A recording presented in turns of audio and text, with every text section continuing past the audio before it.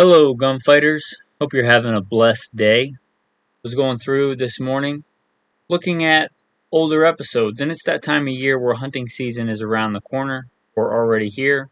So I thought it'd be a good time to rebroadcast some of my favorite deer hunting and varmint cartridges. So I'm going to combine those both into one episode. Hopefully you enjoy. Hello, and welcome to Gunfighter Life, the podcast where we talk about gunfighting the right way, with God at the center, Judeo-Christian values, and real-world first-hand experience. Don't forget to like, subscribe, leave a review of the podcast. I'm going to plug in the bio if you've heard it, don't want to hear it again, or just don't care. You can skip about 3 minutes and 45 seconds from where it starts. First and foremost, I am a servant of God, preacher, a fisher of men. God is number one in my life, and everything that I do in this podcast is no different, and I don't apologize for that. A little bit about me in the background. I grew up, I guess what you would consider a heathen. Didn't grow up a Christian, but I grew up in the southeastern United States, what most would consider very poor. Hunting and fishing and shooting. Joined the Marine Corps at 17, did a couple of combat tours in Iraq. After my combat tours in Iraq, I was an urban warfare instructor for the United States Marine Corps under Mojave Viper. I also served in law enforcement for several years in LAPD. I worked patrol assignments and more specialized assignments, where by God's grace, He got me through some nasty places in this world of war zones and some of the nastiest streets in the country. Not because I am better, because God chose to have mercy on me and had a purpose for me, and I'm thankful for that. After my time in law enforcement, I was a private contractor for federal government, for a 3-letter government agency I won't specify, doing private contracting work. I'm very much involved in guns and gunfighting. I also served in the U.S. Army, both full-time and part-time National Guard. I should say my primary MOS is in both branches of the military or infantry, as of one sort or another. Specialized infantry in the Marine Corps and an MOS that no longer exists. I started competition shooting even before I joined the Marine Corps at 17. I won my first gold medal even before I joined the Marine Corps at 17.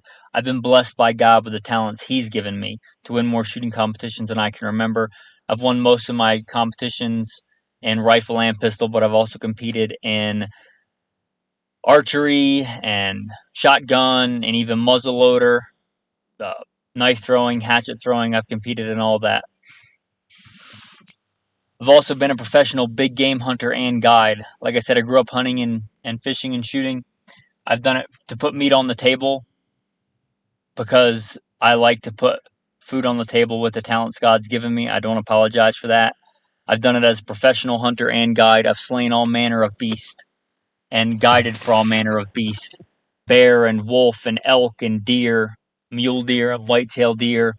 I've slain ram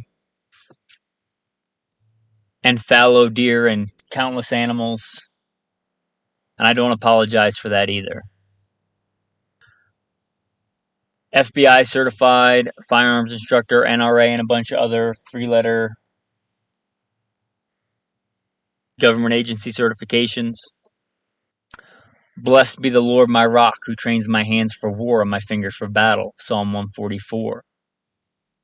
I've been blessed to be the commander of a tactical team, an SRT, special response team, in a large metropolitan area, where our primary job was to stop active shooters. But again, first and foremost, I'm a servant of God, called by God to share the good news, preacher, a fisher of men. With that, we will roll into the day's topic. Alright, men, with that, let's get into today's episode of Gunfighter Life. Recently did an episode on top 3 varmint cartridges, and I thought about it and I was like, well, how was it that I did that one before I did the top deer cartridges? I thought it only fair that I go and do the top deer cartridges. as I believe we are a nation of deer hunters. We hunt a lot of things in this country. We hunt moose and we hunt bear and we hunt grouse and we hunt pheasants and ducks.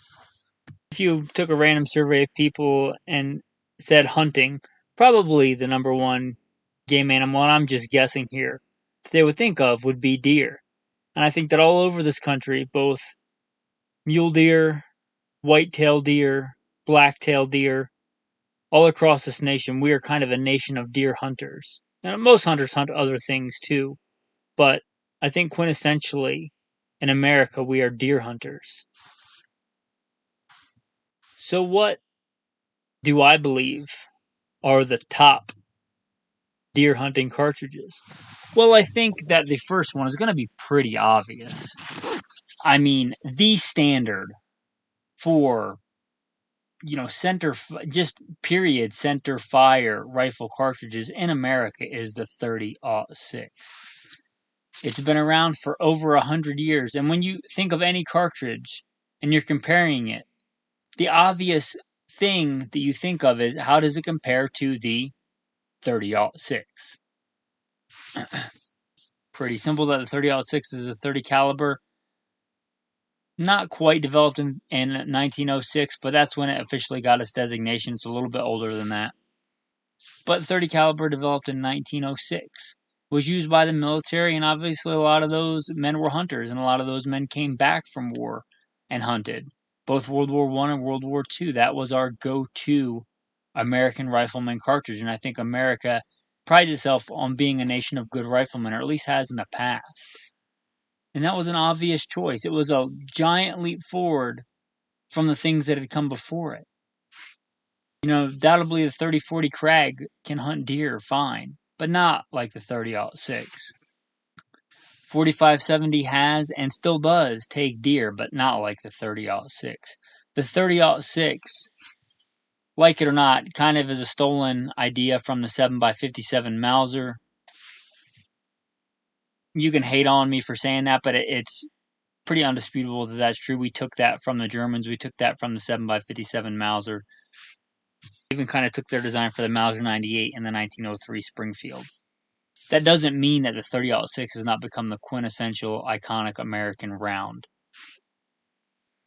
Now, one of the great things about the 30-06 is that it is so popular and so versatile and been around for so long that it really is flexible. Again, I'm going to refer to the Hornady Reloading Manual, not because it's the best or it has the hottest loads, because it's the manual that I have and that I've had for years and years. In my experience, this one's kind of known for playing it safe on the load data. But this is load data that I'm going to use because it's what's in front of me. Factory loads often are hotter than the loads listed here. But if you think of deer hunting and the 30-06, you generally think of the 150 grain to the 168 grain bullets. Maybe the 180 grains if you're hunting bigger game or in heavier timber. But let's call it 150 to 180 grains. You guys remember the original Batman? Not the original Batman. The Batman with Michael Keaton came out, I think, in the 80s when I was a kid.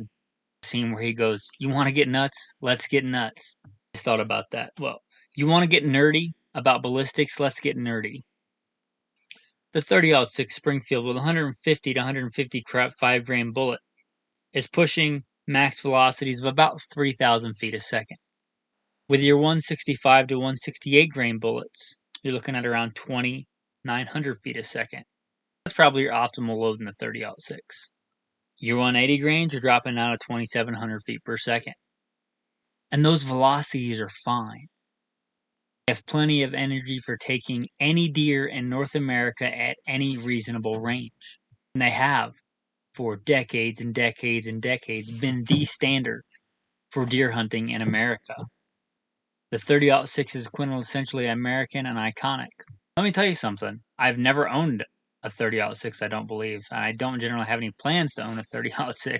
But I can't deny that it is the number one quintessential American deer hunting cartridge. It is a great cartridge. So much so that it only took a little bit of refinement when the military was looking for a new cartridge. And this next cartridge is probably one of the big reasons I don't own a 30-06. This is the number 2. I bet you already know what it is. It is one of my favorite all-around cartridges. It is the 308 Winchester. If you look at the 308 Winchester, it's no secret that they were looking at the 30-06. Americans like the 30-06. The military was looking to save weight and have a more efficient cartridge, which I think they achieved with the 308 Winchester. We look at that same ballistic geek data. You're looking at a 150 grain bullet, which I think for the 308 is probably the most common. The 150 grain to the 165 grain, you don't see as much of the 180 grain. It really starts to lose ground to the 308 and 180 grain, but it holds pretty high in the 150 to the 168 grain bullets, which again are the most common for deer hunting in North America. And you're looking at 2,800 feet a second. And again, this is my Hornady reloading manual. You can get hotter loads. You can make hotter loads. For the 168, you're looking at 2,700 feet a second. Again, plenty powerful enough to take any deer in North America at any reasonable range. And this really isn't an official term, really, but a lot of gun manufacturers use it. It's commonly referred to in American vernacular: long action versus short action. One essential thing that Americans hunt with is bolt action rifles for deer. I mean, lever actions are popular. Semi-autos are becoming more popular. But really, when you think about hunting deer in North America, you generally think of a bolt action rifle. And there's a difference between a long and a short action. Now, you can argue whether one's more accurate than the other or whether one is faster to cycle. I don't know that practically in the field it really makes much difference, but it is an advantage. That's the reason the military went to it. Advantage in weight, it's lighter for the ammo, which really doesn't matter if you're carrying 5 rounds, but if you're carrying 500, it might. Or advantage in the lightness and the length of the action of the rifle. And I don't think anybody would argue that it's not a more efficient cartridge than the 30-06. I didn't say better, I said more efficient. Now, I'm not looking this up, but I believe it became a sporting cartridge in America in the 1950s. So even the 308 is not, a spring chicken. But because I think it is a more efficient version of the iconic and classic American 30-06, I think that really helped it. In America, we really love our 30 calibers. And the 308 is one of my personal favorites. And a great thing about it is it's a good crossover tactical, defensive round, tactical round, military police round, as well as a hunting round. And the 30-06 used to be that, but I would argue nobody could argue that it's that anymore, I don't believe. So if you were looking for a do-it-all rifle, you'd be hard-pressed to beat anything other than the 308, in my opinion. The next one, you can't argue with its quintessential American deer hunting cartridge, the 30-30. The 30-30 predates, even by quite a bit, the 30-06. The manual I'm looking at says since 1895. 1895. The 30-30 came out, and it's been killing deer ever since. You could start a bar fight with what's killed more deer in America, the 30-06 or the 30-30. The fact that you would have that argument, and you probably have a pretty even split on both sides, tells you that this is a quintessential, iconic American caliber. And I wish it was still more popular. Really, for most hunting, for most people, in most situations, I'm not talking about the new trendy hunting where you put your 20-pound rifle on a tripod and shoot animals from hundreds of yards away. I'm talking about heading into the deer woods with the word of God, a pair of boots, and a rifle. Either spot and stalk hunting or still hunting, or maybe even stand hunting, which is not my favorite, but arguably is probably one of the most common ways to hunt deer in America. Or the quintessential, where it's still legal, drive hunting deer. The 30-30 will get it done. The 30-30 will get it done all the time. If it doesn't, it's probably your fault, not the cartridge's fault. It's a good deer round. I would argue that the vast majority of deer taken under 150 yards. With that, the 30-30 is just fine. And it has energy to kill deer beyond that. It's kind of your point blank range for that. If you guys don't know what point blank means, it doesn't mean, something right in front of you or a person right in front of you or a deer right in front of you. It means the distance that you can zero rifle and point at a given target and hit it without adjusting your dope. adjusting the settings of your sights, adjusting your holdover. You point at it, you pull the trigger. If you do everything right, as far as keeping the gun steady, that round will kill that thing. And point blank range on a 30-30 is easily 150 yards. And for that, for most hunting, for most people in America, the 30-30 is still fine. And the Winchester 94 and the Marlin Model 336 are just quintessential American lever action deer hunting cartridges, and they're great handy woods carbines. They're great stalking carbines. Kind of the quintessential loads for this, your 150 grain at 2,300 feet a second, and your 170 grain at 2,200 feet a second. Again, plenty to kill any deer in North America.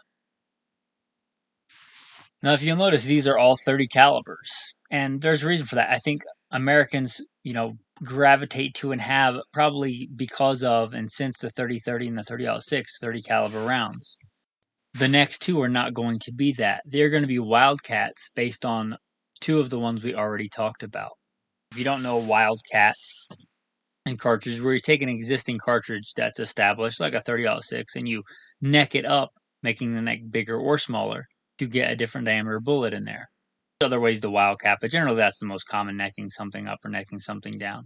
Well, the 30-06, having been around a while, and people saying, hey, this is great, but bet I can make it better. You guys remember that show, Home Improvement or Tool Time, whichever one was the name of the show, or the show inside the show? Don't really remember. It was always more power, more power. Well, that's kind of quintessentially American too. How can I take this thing and hot rod it or wildcat it and make it better? Well, the 30-06 was an obvious choice for this. And so, per the manual I'm looking at, in 1925, they did this by necking the 30-06 down to 27 caliber. So now you probably know. The 270. The 270 is quintessentially iconic American, an American wildcatting interpretation, hot rodding of an American cartridge. This quintessential great American thing and make it even, I argue to say better, but more tuned to a Western style of hunting. And the 270 is born. The 270, the 30-06 knack down to 27 caliber. You can't really mention this without talking about Jack O'Connor, a prolific gun writer in America. He really popularized this cartridge. It's hard to say whether it would have taken off as much without him, but the fact is that it did, and that's American history, a little piece of Americana, and it's been around since 1925, and it's still super popular. Now, I know a lot of people live east of the Mississippi, but a lot of deer hunting goes on west of the Mississippi, and I'd say the 270 is one of, if not the, go-to Western deer hunting cartridge. It has been for a long time. Kind of your classics for this are 130 and 140 grain bullets. You're looking at a 130 grain bullet at 3,100 feet a second, and you're looking at a 140 grain bullet at 3,000 feet a second. Again, for your Western hunting, where east of the Mississippi, unless you own a bean field or get permission to hunt like a long farm field, if you're hunting woods, a long shot is 100 yards. A lot of the eastern states, and then there are exceptions. In the western states, you easily see several hundred yards routinely. And out there, the 270 really does, I think, maybe have an advantage. Deer hunting out west, I'd say it was better than the 30-06. I'd say for that style of hunting, it does give a little bit greater range and a little bit greater reach with a little bit less usually felt recoil, all of the things being equal, and usually not. The 270. If that's a wild, and which it started out, obviously it started out, and then it is adopted, and it's no longer a wildcat. And in fact, in research that I've done, the origins of how and why they settled on the 277 caliber bullet are not really well known, especially not to me. Perhaps it wasn't a wildcat. Perhaps it was developed entirely by Winchester, for Winchester. Usually civilians wildcat these things and make their own dies and stuff first, and then it gets adopted. If the 270 is what I would refer to as a wildcat of the 30-06, next one would be similar in the necking down of the 308. My personal favorite on the list, and the cartridge that I've used to take more deer and elk than any other rifle cartridge. The 243 Winchester. Now, you heard in the bio, if you listen to it, that I have been a professional big game hunter and guide, but it was one of my personal favorites even before then. I was surprised to find that with the professional hunters and guides that I worked with, the number one cartridge that we all carried was a 243. Didn't just guide for deer. Deer was the biggest one. Not just whitetail deer, but fallow deer and Sika deer and axis deer. The number one cartridge you find us guides carrying was a 243. Why is that? Well, because if you're hunting deer-sized game, the 243 will kill any deer in North America. And it will do it with very little recoil, meaning you can chamber it in a nice, handy rifle. For a guide, that's important. Got a lot of other things going on. Even if I'm not a guide, the way that I hunt, I'd rather cover more ground with a lighter, handier rifle. And it's not that I can't handle heavy recoil, it's that I don't want to, and if I don't need to, why would I? The 243 is often lumped in as like a kid's rifle or a woman's rifle. I think that really does it a disservice. It'll kill any deer in North America, and it'll do it with less recoil, with a high, sectional density BC bullet, and a light, handy rifle that I can cover more ground. In fact, I first kind of fell in love with it when I moved to Idaho, and I had a 308, and I had hunted with a 308 successfully. And I saw sitting in Walmart a youth rifle 243, Remington Model 700. I want to say I picked it up for $400, maybe $399 with a scope. And it was light and handy, and I hiked all over the wilderness and woods of Idaho and took, I don't remember how many deer and elk with it, because it was light and handy. And it would kill anything if I put the bullet, a well-constructed bullet, in the right place. And for a deer-sized game, the 243 will do it. And and a recoil can be subjective, but it's got the least amount of recoil of any of the cartridges we've talked about. It's still plenty for knocking down deer-sized game, and it's got a good, efficient bullet. 243 or 6mm bullets. For launching lighter bullets and other cartridges that we talked about. Generally, for deer, the 75, and even more common, the 90-something to 100-something grain bullets. My personal favorite for this, especially hand loads, is the 85 grain Sierra Game King. Again, I've taken, I don't know how many deer and elk with this cartridge. Generally goes in, dumps all its energy, does a massive amount of tissue damage and fragmenting, and usually doesn't exit the other side of an animal. It usually stops just short on the skin on the other side of the animal, which is, for me, is amazing. I like that. I like that cartridge. I like that performance. I like the 243. Now, with the 243, let's get nerdy. You're launching a 75 grain bullet at 3,400 feet a second. 3,400 feet a second, 75 grain bullet. A lot of people today, I know that the 223, which I don't consider a great deer cartridge, I consider it a marginal deer cartridge, but a lot of people hunt with it and take deer with it. A lot of people think like the 70-something-ish, 70 grain bullets are the quintessential deer hunting round for the 223 I'm talking. If you look at that, for the same manual reloading data, this is a 75 grain bullet at 2,700 feet a second. Again, the 243 75 grain bullet at 3,400 feet a second. And the 100 grain bullets at $3,000. Again, plenty adequate. Whether it's, and I pulled this up on Wikipedia because my manual doesn't list foot-pounds. The 80 grain to the 100 grain, you're just shy of 2,000 foot-pounds of energy.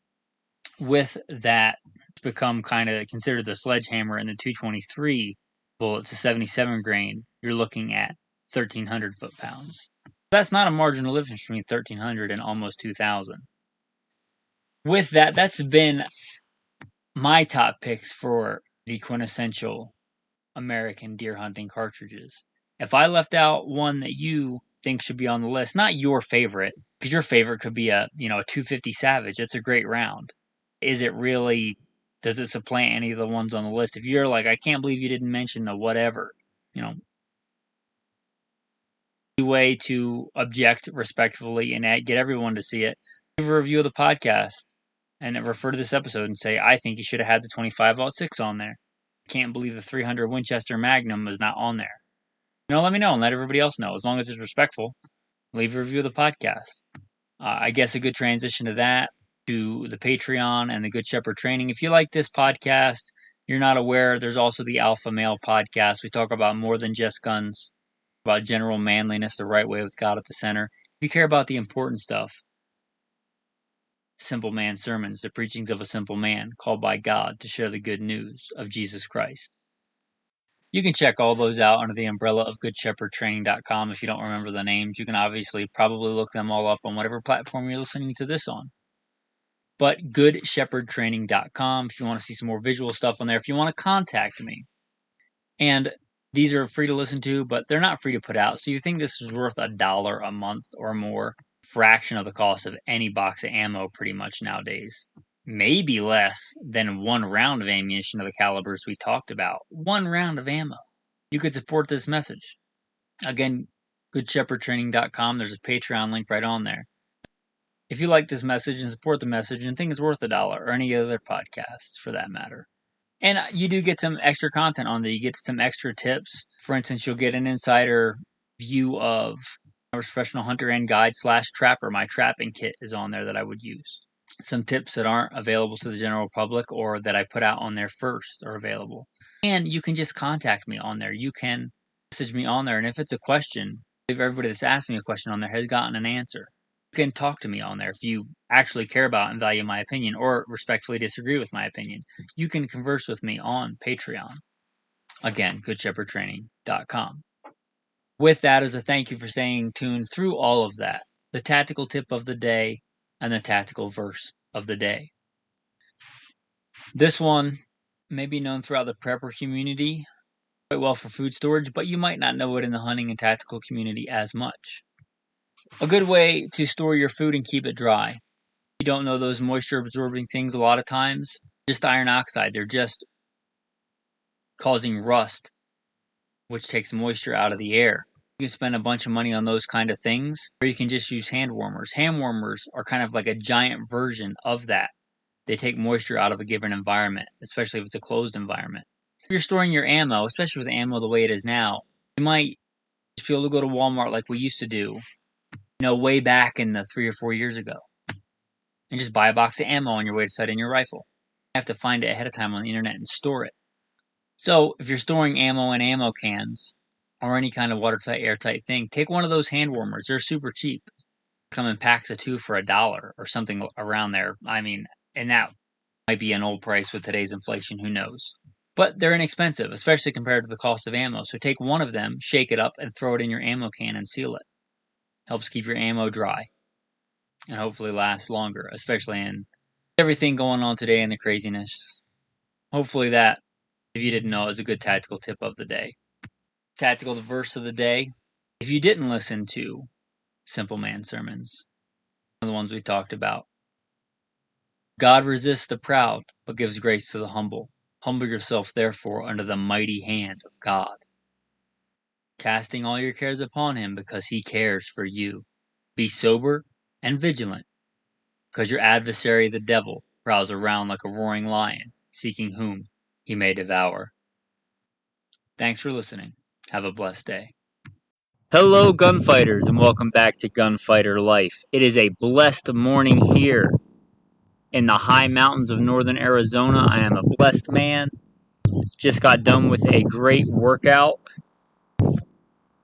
Bible reading and prayer this morning, and I had enough time left over to get one of these podcasts out. Hanging out outside with my alpha male coffee cup and my Rhodesian Ridgeback puppy, Alexander Hamilton, who just this weekend turned 7 months old. And going to the gym this morning, I saw a couple of prairie dogs, which got me thinking about this episode. Prairie dogs, one of the quintessential varmints. So I thought we would talk about at least my top 3 pick for varmint cartridges. I think it'll be a shorter episode, so we'll plug in the bio at the end. But I will say first and foremost, I am a Christian, a follower of God, a servant of God. Blessed be the Lord my rock, who trains my hands for war and fingers for battle. Alright, varmint hunting. And for varmint hunting, we're going to say anything from a ground squirrel in size up to a, let's say, coyote. But pretty much anything in that class, from ground squirrels, prairie dogs, woodchucks, marmots. Something that I love to do, something to keep the skills sharp, something you can a lot of times do all year, for big chunks of the year when you can't do big game hunting. It's helpful for the farmers a lot of times, ranchers. to grow your food and my food and food for livestock. But let's get into the top 3 picks for varmint cartridges. And generally, for a varmint cartridge, you want a lighter bullet. You want it to dump its energy relatively quickly because the body of most varmints are relatively small. If you think about the front of a prairie dog to the back of a prairie dog, the bullet continues through the prairie dog, all that energy is lost. So you want it to dump its energy inside that animal. Also, for some applications, you want high velocity. 1, to make the bullet split apart, and 2, to let's say, purchase you some range, to buy you some range on that animal, a flat trajectory. With that, I don't think my top pick will surprise anybody. My top pick for...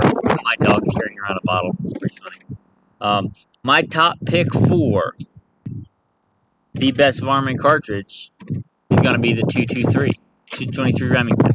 If you have a gun chambered in 5.56, that's fine. But 223 Remington, and I'm not talking about the 62 grain armor piercing. I'm not talking about the 55 grain FMJ bullets, although if you get those cheap enough, they can work.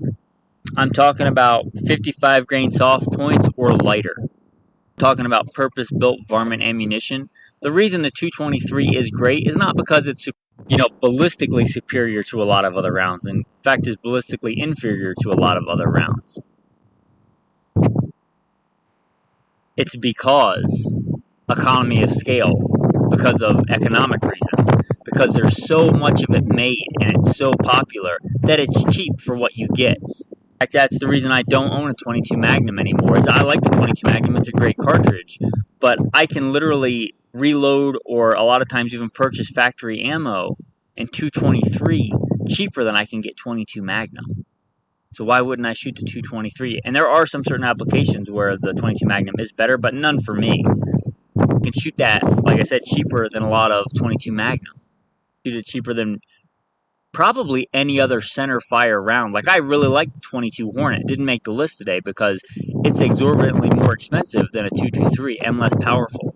I still think it's a great cartridge, but the 223, for price per round, and if you're talking about a good day of varmint hunting, you can kill a lot of stuff. I mean, you can lay waste to dozens, if not hundreds, of prairie dogs in a day. If you get on a good ranch with a damage stamp and that's just overrun with prairie dogs. So economy of scale. And the 223 is capable. Especially, like I said, we're not talking about the 62 grain or like the 77 grain, defensive ammo. That's good for what it is. I'm talking about 55 grain and lighter, even getting down into the 30-something grains. I'm going to pause this for a second while I grab my old Hornady reloading manual to give you some data for us ballistic nerds. One of the few times math is fun. Now, if you're mostly used to the AR-15 for the 223 and a 16-inch carbine and your 62 grain bullet, you might be talking 2,800 feet a second. But if you're talking a varmint cartridge, if you're talking a 40 grain bullet, then we're talking a 40 grain bullet out of a full-length rifle and my Hornady reloading manual at 3,800 feet a second. Again, 3,800 feet a second. That is ridiculous gain in velocity. And this manual doesn't go that low, but if you're looking for my favorite cartridge for reloading for varmints, for the prairie dog size and down, I would even say woodchucks or marmots and down, look for the reloading data for a 36 grain varmint grenade. And if you don't know what a varmint grenade is, it's basically a frangible bullet, like sintered metal powder with a light copper jacket. And I don't even know how to describe it. You can look up some YouTube videos better for visual, but varmint grenades on varmints are ridiculously effective. Load those 36 grain bullets, to at least 3,800 feet a second, maybe faster. They just annihilate, even at distance. That's one of my favorite loads to load for when I hand load for 223, although a lot of times I don't because it's just so cheap to buy. And if you're looking for that load, I do believe Black Hills loads the 36 grain varmint grenades in 223 if you're not a hand loader. But just a quick aside there, if you are loading 223, I really like Varget for pretty much everything. I also really like Benchmark, is another good powder. If you're talking about prairie dog hunting, get a good, affordable powder. Shoots well out of your gun. Those 36 grain varmint grenades, pretty much anything, 50 grains and down, 55 grains and down, and the 223 is a great varmint cartridge. The next pick we're going to talk about for my top 3 is a 22-250. The 22-250 is an awesome and quintessential kind of American varmint hunting cartridge. There's really nothing varmint-wise you can't kill with the other 2 cartridges I talk about, the 223 and the next one, but the 22-250 kind of lets you purchase distance. I don't know if anybody's ever put it that way. You can kill all these things with a 22 short if you want to, but what the higher velocity and bigger rounds give you is flatter trajectory, less lag time, less effect by wind. It makes a difference if you're shooting a 1-inch target at 200 yards. It lets you shoot the same size animal at greater distance. It also kind of increases that kill zone. Talking about coyotes, you can kill a coyote with a 22. Plenty of coyotes have fallen at a 22 long rifle, but I would be comfortable doing that with a headshot or a very precise behind the shoulder body shot. But you're talking about a 22-250 with a good rapid expanding ballistic tip bullet. You're talking about you just increased your kill area, your acceptable shooting area on that animal to the entire chest cavity. I'm not the kind of guy that's going to shoot a coyote and wound it and let it run off. I want that animal to not suffer. You really purchase some killing area on that animal when you move up to the 223 and especially the 22-250. We talked about low data for the 223. If you're talking about an ultimate varmint cartridge, especially for range and distance and the killing area, we talked about a 40 grain bullet. I'm in the Hornady reloading manual. It's a quite old one that I've had for a long time, but it lists the 40 grain bullet published loads, a bunch of them, at 4,100 feet a second. 4,100 feet a second. Again, for most of you that are used to the AR-15 carbine, I'll remind you, your 62 grain bullet is going about 2,800 feet a second, give or take, a lot of different factors, but let's just call it that. From that to 4,100 feet a second. 22-250, a quintessential American icon for varmint hunting. It is a great round. I had a really nice, one of the guns that, like I said, I'm not a gun collector. I've said in the past, I'm not a gun collector, I'm a gun fighter. With the 223 being so much cheaper to shoot, buy ammo for, especially factory ammo, I don't have a 22-250 anymore, but I had an old Remington M77 with a bull barrel, with a beautiful wood stock, and I really wish that was one of the ones I held on to, because that thing was amazingly accurate. I bought it used. I don't know if anybody had any work done to it, or if it was just straight from the factory, but that thing, with just about any load, was just amazingly accurate, and a great varmint cartridge and a great varmint gun. As little as I had into that gun, I probably should have kept it for long range varmint hunting and coyote hunting. It is a great gun. But the 22-250, it has to make the list. It is just, like I said, quintessential American icon for hunting and taking varmints at distance. And especially if you hand load and you know what you're doing. There's not a giant difference in large rifle primers and small rifle primers going from the 223 to the 22-250. Really all you're doing is shoving more powder in it. And it is quite a bit more powder, but powder's not that much expensive. You could shoot exactly the same bullets in the 22-250. You could shoot those, 40 grain varmint bullets or 50 grain varmint bullets in both. So you're not moving up a lot in price if you're hand loading. You're moving up a lot in price if you're buying a factory ammo. But I mean, if you're hunting coyotes at several hundred yards, 22-250 is kind of primo for that. Now let's talk about the last varmint cartridge that makes my top 3 list. And how could it not? The 22 long rifle. Again, we talk about economy of scale. One of my favorite ways to hunt them, especially when I was in areas where they had ranchers that had thousands of acres of alfalfa fields and just getting overrun with prairie dogs. You could go there and get a damage stamp issued.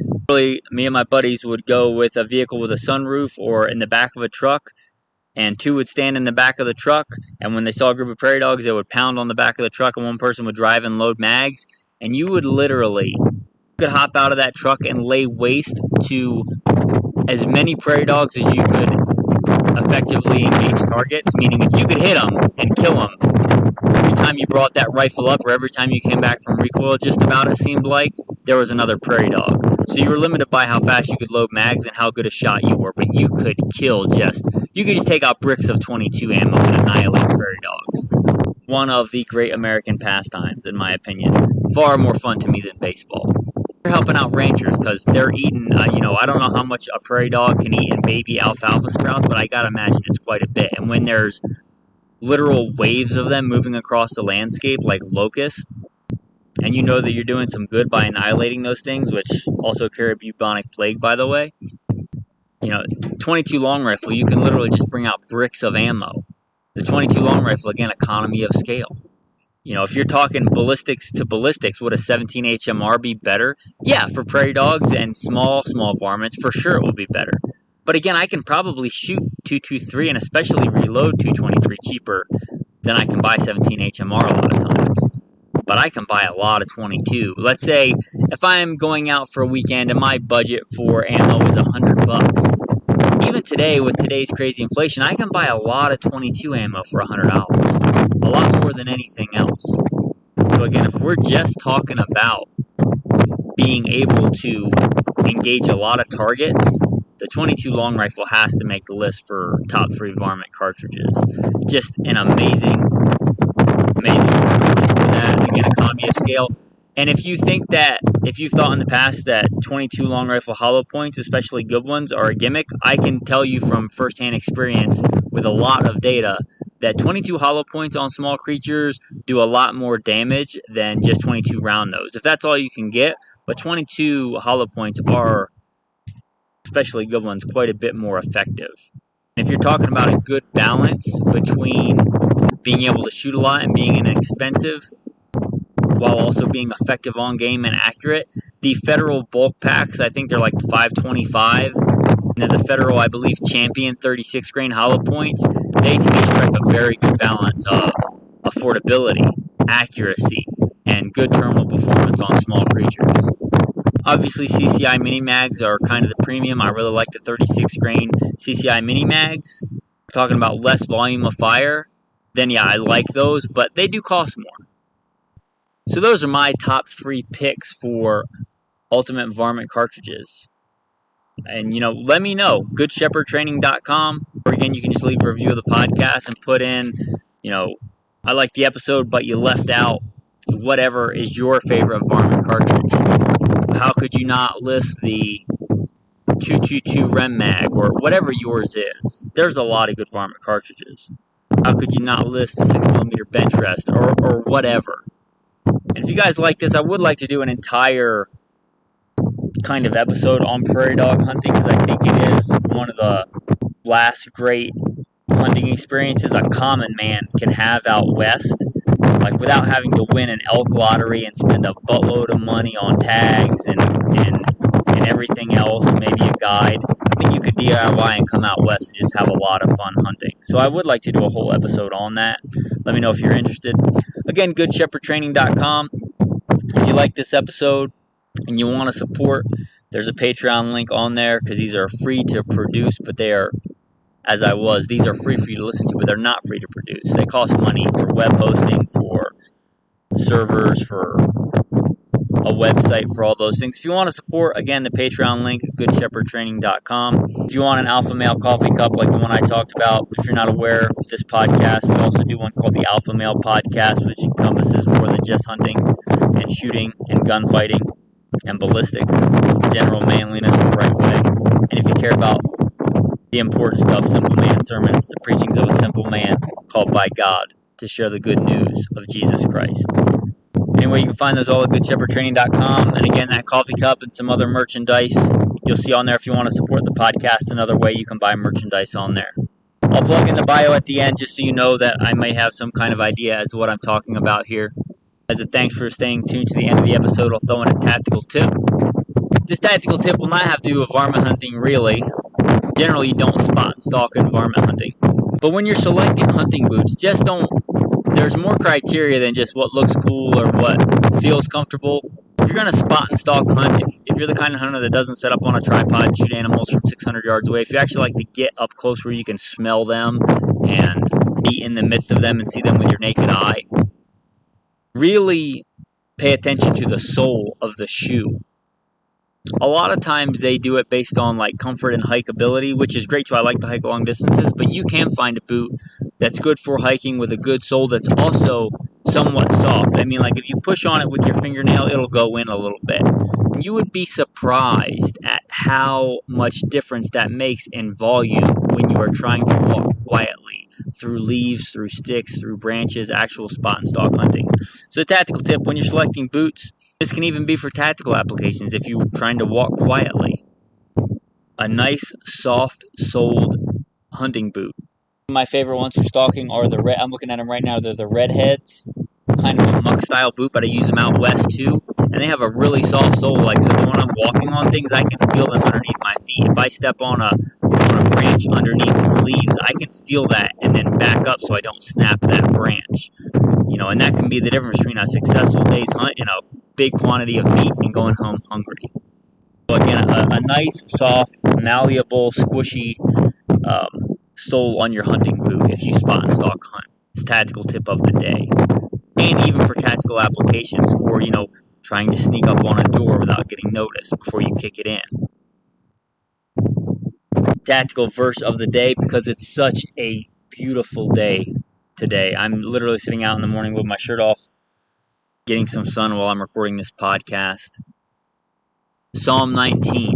The heavens declare the glory of God, and the firmament shows us his handiwork. General revelation, how could you go out into the great outdoors and see a beautiful sunset or landscape and not see the majesty and beauty of the great creator and recognize his power? The heavens declare the glory of God, and the firmament shows us his handiwork.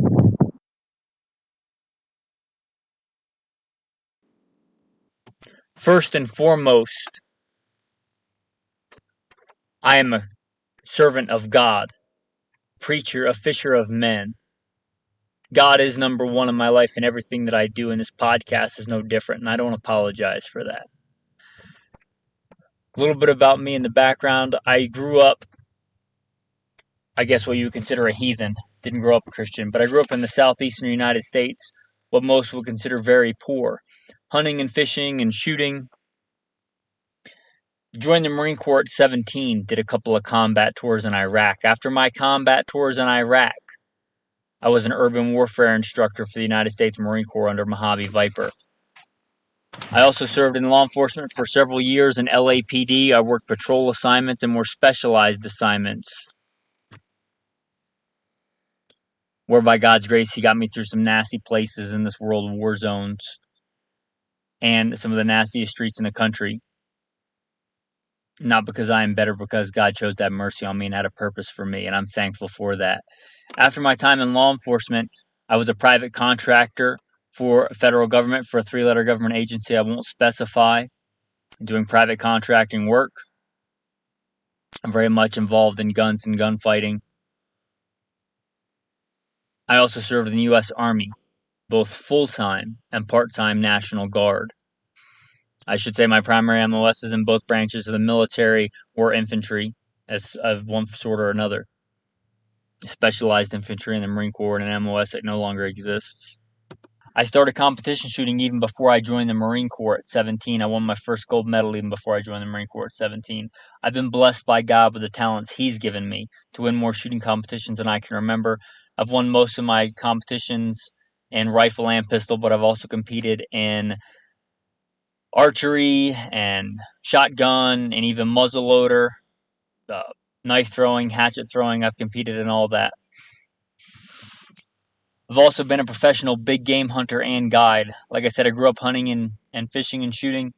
I've done it to put meat on the table because I like to put food on the table with the talents God's given me. I don't apologize for that. I've done it as a professional hunter and guide. I've slain all manner of beast and guided for all manner of beast. Bear and wolf and elk and deer, mule deer, whitetail deer. I've slain ram and fallow deer and countless animals. And I don't apologize for that either. FBI certified firearms instructor, NRA, and a bunch of other 3-letter government agency certifications. Blessed be the Lord my rock, who trains my hands for war and my fingers for battle. Psalm 144. I've been blessed to be the commander of a tactical team, an SRT, special response team, in a large metropolitan area, where our primary job was to stop active shooters.